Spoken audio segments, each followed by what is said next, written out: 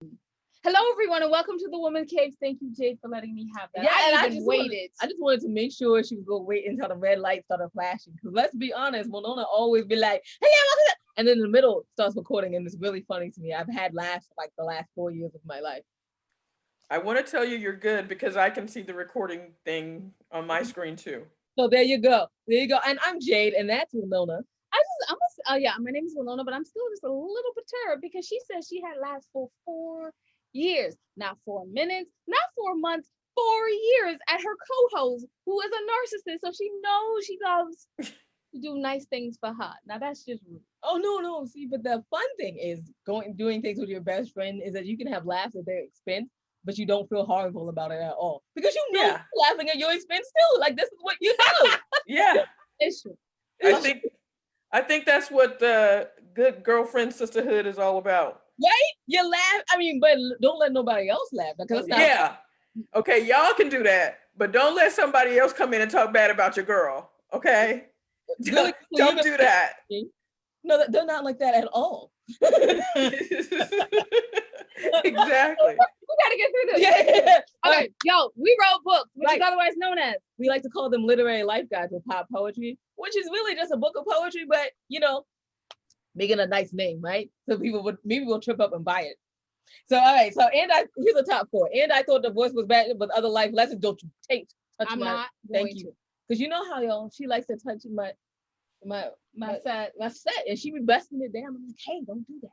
And I thought being grown up was easy, and I thought I did my journey alone, all available on Amazon, and two of them available on Audible, and one of them, and all of them available on Barnes and Noble. Okay, and if only I were me, only available on barnesandnoble.com. We are also the founders of the 25 hottest indie authors, artists, and advocate magazine, and the And I Thought literary magazine. I think I'm gonna change that title, but we don't know. Wait to see it. All right. So you can find out everything your ladies are doing on www.andwethought.com. But y'all aren't here to hear about me drone on and on about all the things we're doing. You're here to hear about our wonderful guests. Notice that I did not interrupt you. Wonderful guests, would you like to introduce yourself? Hello, I'm your wonderful guest, Venus Thrash, and I am a poet and fiction writer, and I guess that's about it. Okay, we can work with that. I can work with that. So, as y'all know, we love to have fellow poets on this show. Jade loves to have fellow poets on this show. Winona gets all stressed out. My poems are sweating a bit. No one needed to know that because they're seen. Jade, It's okay. Yeah, so how did you start out writing poetry? How did I start? How did you start, like at the beginning of your career? Or like say that one more time. How did you start out writing poetry? Was it like when you were a young child? Did you just like get into it in your teens, or were you just waiting to college and was like, this is what I'm doing now? No, I the first poem that I remember writing, I was about in first grade. I was in first grade, and I wrote a poem called Mother. It had all the prerequisites rhyme. A mother is someone who holds you tight. A mother is someone to kiss you goodnight. It was that kind of vibe. I was in first grade, but my first grade teacher loved it. She was a mom, but she loved it. And it just kind of grew from there. And my first publication was in third grade. I wrote a poem called Happiness, again, with all the prerequisite rhymes. And my third grade teacher entered it into the language arts festival type thing. And it was published in the Atlanta citywide, um, I don't even remember what they called it, but that was my first publication all the way back in third grade. I have never met someone who beats me out, but wow. Yeah, I was just thinking that. I was like, somebody beat you, Winona. I'm not sure I want her on the show anymore. Wait, when did you start writing? I got published at 10. I started writing at 7. You go. Yeah, no, but I thought you'd get published and then like the next year you could like query the big 5. And so I did. I queried them at like 10 and a half. You know, the strange part about it, is I didn't think that much of it. It was just something I did. I never thought I was going to be doing this years down the road. We won't say how many years down the road, but years down the road. I'm good and gray now. You know. It's It's 2020. rude to, And listen, it's 2020. I Everyone's think gray. everyone is getting just a little gray. Just a little gray. Right? I mean, 2020 been going hard, right? Yeah. 2020 ain't got no quit right now, right? Yeah. Okay.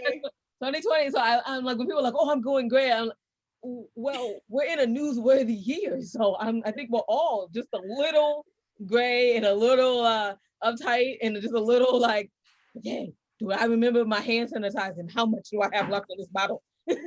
Girl, my hands are so dry from washing and sand. I'm scared to touch somebody. I might, I might be like a match or something.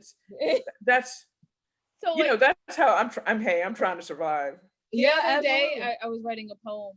Yes, I brought it back to me. Sorry, I am the narcissist. I started writing a little bit of a poem, and it was yes, because it's pop poetry. It was about sandpaper. I called it sandpaper. And as I'm talking about this, because I wanted to be abrasive, and the next thing I knew is your hands frictioning under the water, and then I was like, that's not sandpaper. Only in 2020 is that sandpaper.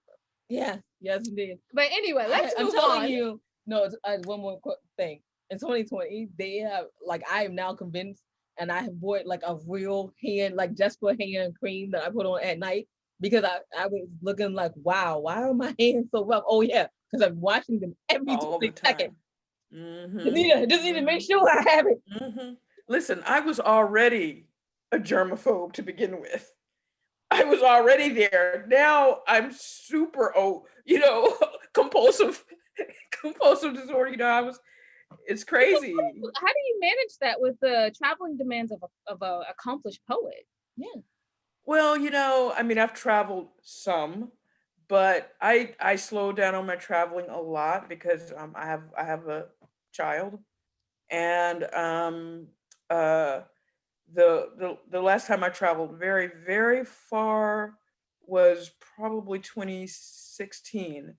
And I did a writer's residency, and when I came back, things were not as okay as I wanted them to be. So I decided, I was going to give my son a little time to grow up, and I was going to have a bigger hand in it than what I was doing traveling. And so yeah, I haven't done much traveling since about 2016. I've done a lot of no's, but I'm sorry, you were going to say something. Oh no. I because you brought up a very interesting point. A lot of women have to make this decision: career, children. Mm-hmm. A lot of them have to make that decision. And how did you feel about that decision? I mean, you mentioned it a little bit, and how did you accept that it was okay? My son is 12 and a half now, so I might leave him home with like a refrigerator full of food now, because as long as he's got his PlayStation, he's good, right? I'm joking, but I just thought I wanted to be a greater influence, and he was such a sweet baby, such a sweet boy. I couldn't walk away from it. He was just, he just looked so delicious. I just wanted to eat him up sometimes. He was just such a sweet baby. And so I wanted to make sure that I had some hand in formulating his character, how he treats women, especially. I wanted to have some definitely some I wanted to put my hands in the mix on that. And how he treats himself. And so I needed to be there. It wasn't that tough, really, because I'm full of love, especially for children. My son is adopted, and he was, so I had him since he was a week old, and I changed some diapers, girl.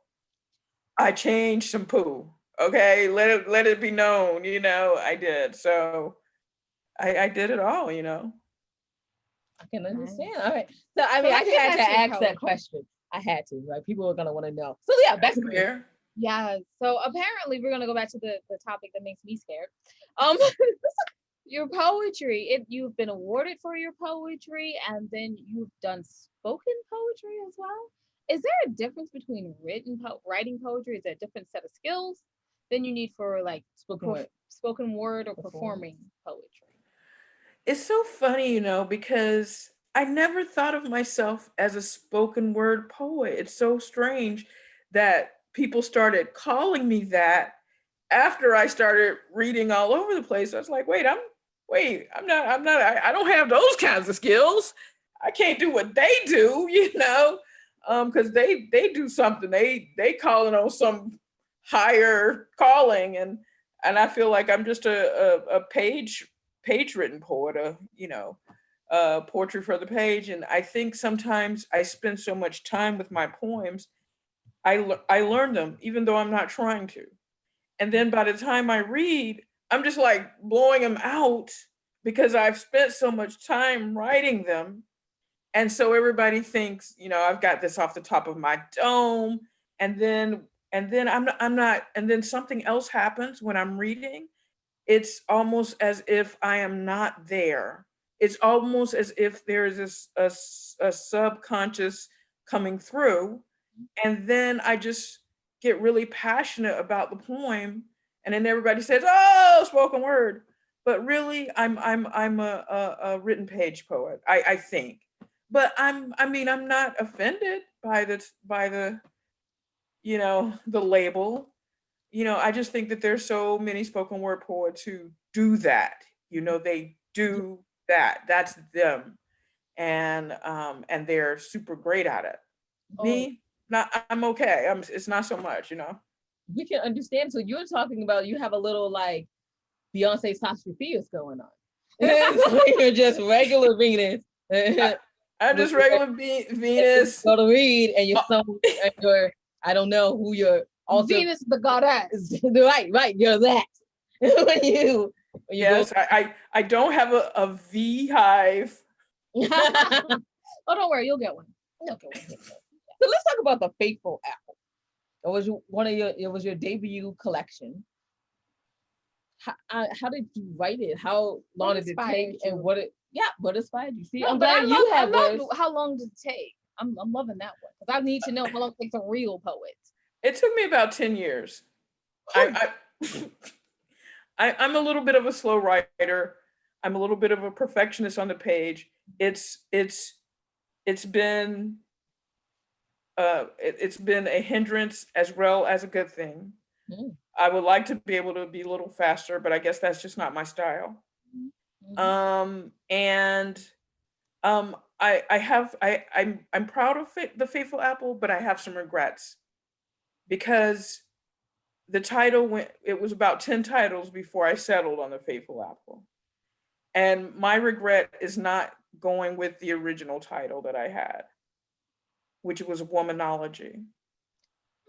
And that's my big regret for the Faithful Apple, because it's women that inspired those poems. So I wish I had stuck with Womanology. Well, now you still have Womanology. Go with it. No, now. Oh no! I'm sorry. Do a reprinting of sorts with your Womanology poetry weaved in with the Faithful Apple and call it Womanology: The Faithful Apple. I will take that into consideration. However, I am working on my sophomore collection, and I think the title stuck. I don't think I'm going to have that many shifts in this one, and I hope it's been I just said it takes 10 years for me, so it's been about 7 now that I've been working on it. So hopefully I can give birth to it soon. Well, it shows. Apparently, it definitely shows. I mean, you have the awards behind it to be like, this 10 years was worth it. I just, ooh. Thank you. I cannot imagine sitting with my work of poetry and you add a burnt. It's crazy. That's Winona's writing style, though. As you pointed out, everyone has a different writing style, and so what works for one won't work for another, and that is really nice to the point. Because I know a lot of writers and authors that have stuck with their work for 10 years, but they made some very great work. And then other people are like, I'm a pantser and was done in 30 months. Yeah, it blows my mind. I mean, you got some speedy writers out here. And I'm just like, how are they doing that? You know, where's that lightning coming from? I need a little, give me a little bit. I want a little bit, you know? Uh, So, I mean, Well, but we're all it's given different gifts, yeah, and I sure. think yours is the gift of perfectly Done. having a have your poetry is art, and then the way your poetry is on the page is a different art. thank So you. like I feel like that's what you have to take your years for, because I mean we write it and write it. Pretty much. It's written, It's pretty much that. and then you Right. write it, and it's like it's in itself. The words Yes. on the page are the art, As you can tell by as well as the all words that were chosen. all So denominations. yeah, definitely. You mentioned at the beginning something that I would love for you to explain. You said in the industry complex of poets. I have never heard that before in my life, but it sounds like three words I might go to like. Can you explain what you meant? Um, well, I guess for the last okay, so you've heard of the prison industrial complex? Mhm. So I'm calling it the poetry industrial complex because it's complex, it's multifaceted, it's all of these wheels and all of these gears, all of these organizations, all of these agencies, all of these awards, all of these contests. Um, and I call it the complex because even though they've got all these different things going on, it's for me, it feels like we're always hearing from the same poets, or we're hearing from poets that sound like the poets that we're already always hearing from. And it just is really kind of like, I feel like it's just this really closed in. Did you all just hear my son laugh? Well, It brings joy and glee. yeah, I like it. This is 2020. This is 2020, right? So Okay. if there's not photo bombs or children laughing or cats, I know. you're not I looking know. at Did 2020. it happen at all on Zoom? Did it happen at all on Zoom, right? If you're not seeing an anchor in the boxer short, Did it happen? Right, did it right. Um, and so I just feel like it's all this box, and you know, and I don't feel like the industrial complex breaks out of that box enough for me. So uh, uh, I think I think if it did, because I mean sometimes like there's a poet and I mean they're getting all the hype and they're like getting, I mean they're blowing up and stuff like that, and then I read their work and I feel kind of let down. I feel kind of disappointed because Hmm. it's not living up to the hype for me. I think you need to start reading pop poets. And then all the Then poets, you start all the down other here, poets. and then you'll be like, "This is great," because you started at -10. So you know, anywhere up is good. May I suggest the anti-thought lady book? I mean, our fans would like, but they would email us and be like, "Why? Why didn't you say your book? Because you have to say it." All right, Jade, you said you had a question. I have two, but I'm gonna I'm let you normally go. let you have your question, and then I will. Oh, okay. Well, my question was now, where do you feel that poets are in the publication hierarchy? Like what? Like what do you mean? Where do we land? Like, do you think we're like up there with genre, or are we like in the literary, or are we below literary? Where do we land? Where do we land? I think we up in there. I think we up in there, and it hasn't always been that way. Mhm. And I think uh, I think one of the things, and maybe Black poets don't get enough credits for this. Maybe they don't get their flowers for this. But one of the things that sort of made poetry popular again and elevated again and out in the public sphere again is the advent of spoken word, the advent of slam, you know, the advent of hip hop poetry. I mean, that's what put poetry back on the map, if you ask me. It was sort of like the Harlem Renaissance part due, you know what I mean? So I think that's what put poetry back in the limelight. And I think that a lot of these gates and systems that I were telling you are the gatekeepers. They weren't letting these kinds of poets in. They weren't. And then you had, you know, poets that came along that were doing that. that were just too brilliant to deny entry. They were just too brilliant to deny entry. And those poets, they brought us over. Okay, so that was my question. My question was, what do you think that spoken word has done for poetry? And you totally answered that before I said it. And yeah, It put us in there. I think it really did, and it's very interesting because if you look at different things, like there was a poet that came out with their own like self-published book, and how many books she sold. Mm-hmm, mm-hmm. I don't know her pronouns. Yeah, that's true. We don't know the pronouns. How many books the poet sold? The poet sold. So it was really interesting, and people are saying that now. They're saying, yeah, poetry is coming back in a strong way. And if you go on YouTube and watch some of these slam poets, like you will be 4 hours in and you're like, oh wait, I actually had stuff to do today. Yeah. This is true. This is very true. I was going to ask if you'd like to read some of your poem, but we ran out of time. Yeah, what other time? Well, did we? What? That was quick. Well, we actually are overtime. We are. Did we? Wow. Yeah. It feels like it's only been 5 minutes. And it was, I know, So I'm right? looking at the timer and I'm like, it's 17, 18. Okay, we're overtime. 19. So yeah, you know, we do that sometimes on the show. Y'all take hanging in there with us, but where can they find out more about you and pick up the Faithful Apple?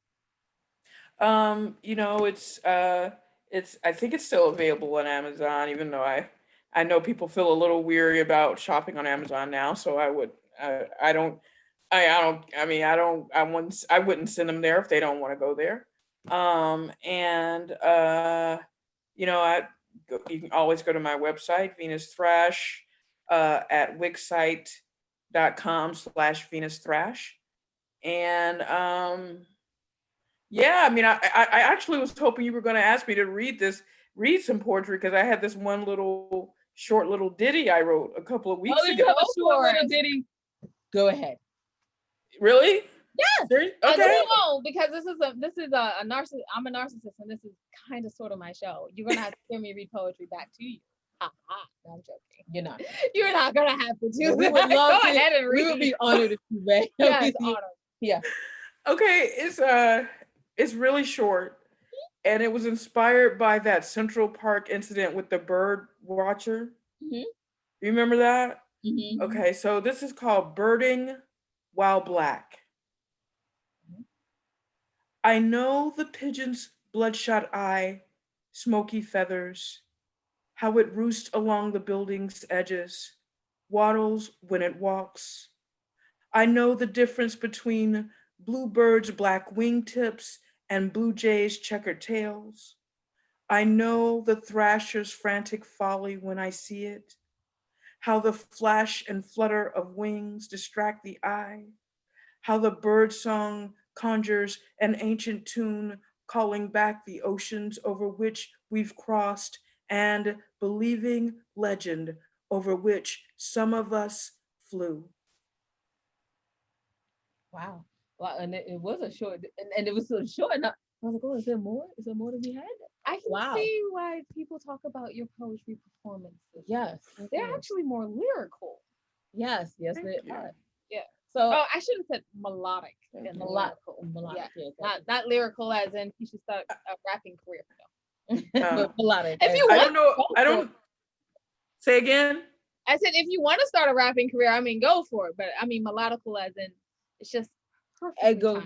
Yes, I can see why it takes you 10 years. Absolutely. So once again, tell people where they can find out more about you, and just in case they want to like follow you and have some more of those wonderful videos. Right. You can follow me on Twitter. Venus Thrash is my Twitter handle.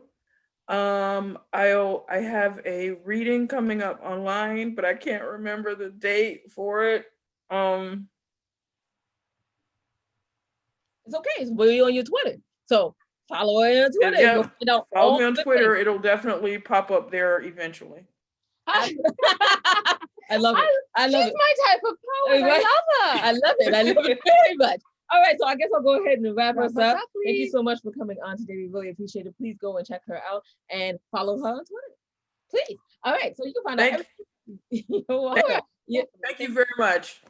Oh, Thank thank you for you read. Yeah. Are you joking? Yes, that's beautiful. So you can find out everything your ladies are doing on www.andwethought.com. While you're there, you can check out everything that's going on the homepage, especially the podcast, the other podcast, The Ladies Tale, where we have professional actors read our script. That's exciting. So you check out that and then more importantly than all of that though, y'all, go on over to the Ladies Tale tab, Ladies tab. Do you want me to finish this one? And then go to the middle and see the charities that we proudly support. Wow, I cannot talk today. Well, no. So you can see the charities that we proudly support. Remember that this is October. October is Domestic Violence Month, meaning for the survivors, not the beaters. So Powerful Beginnings deals with the domestic violence survivor. So if you could spend a little extra time, or maybe you can give them some money, but we know it's 2020, so money is a bit funny. So if you can't do that, you can give them some time. They had a call for interviewers to get people ready for the workplace. And if you can't give them time, you can just add any of the three charities on the website, and you can tell them that they do wonderful work in this world, because everyone needs an encouraging word. It feels weird now because I need an encouraging word. There we go. I need an encouraging word, not the narcissist. We all do. Don't we all? And I miss people. I mean, I don't miss that bump and grind, getting up every morning, going into that work on public transportation with the people stuffed into the side. I don't miss that. But I do miss like back and forth with people and I miss that. So even our guest agrees. Everyone needs a little encouragement, especially in these times. So we thank you in advance for that. And we want y'all to remember that wisdom is all around you if you're open to finding it and accepting it. So peace and love, you guys. I'm gonna go with professional today from Winona and Jade. Oh yeah, thanks for listening.